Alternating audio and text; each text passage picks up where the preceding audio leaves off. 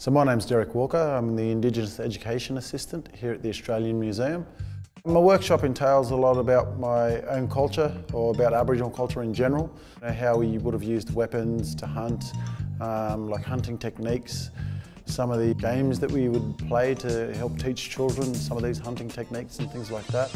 Bits on survival, and the science behind it. These days, the way that they're linking science into a lot of the Aboriginal culture, especially to do with sustainability and a lot of our sustainable practices that we used. I teach a lot about astronomy and how Aboriginal people would have used astronomy to link in with seasonal migration, the hunting of certain animals at certain times, linked in with the dream time. Everything's linked in with the dreaming, sustainability and nature.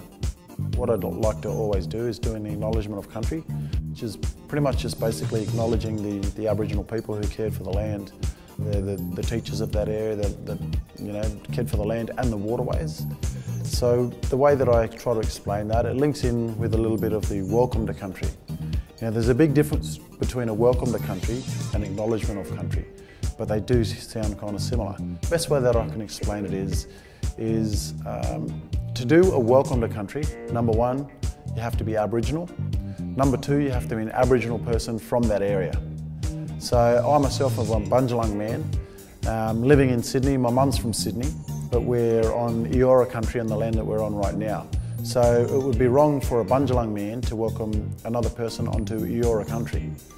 We're all Aboriginal, but it's a totally different kind of thing. So think of it as in my backyard, your backyard.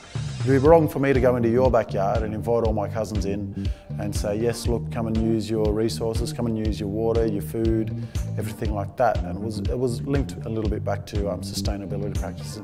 So one of the ways that these two ceremonies would come into place is I would approach the border of the land that I'm on, or the border of my land. I would sit down, I would light a fire. Fire leaves smoke. You would then either be in your area, you would see my smoke, and either do one of two things. You could approach my fire or my camp and walk towards my smoke, or you'd sit down and light your own fire. I'd see your smoke, you'd see my smoke, we'd start walking towards each other. We'd meet up, I would ask then to enter your land, you would say yes or no. If you said no, I'd pretty much have to leave. If you said yes, then what would happen is you would welcome me onto your country, because it being your country, you're from that area. Then I would respond by doing an acknowledgement of country. And this is pretty much a way of me saying thank you for letting me onto your land. While I come onto your land, I'm going to obey your rules, I'm going to obey your laws, and that may not be the same as mine, but it'd be the same as if I went into your house. It'd be rude for me to kind of go in and put my feet up on your lounge, maybe eat in your bed and things like that. These ceremonies, I think they get kind of lost today. Because no one really knows, a meaning behind it. And a lot of things do kind of lose the sharpness or the meaning behind it if you don't explain why they're used.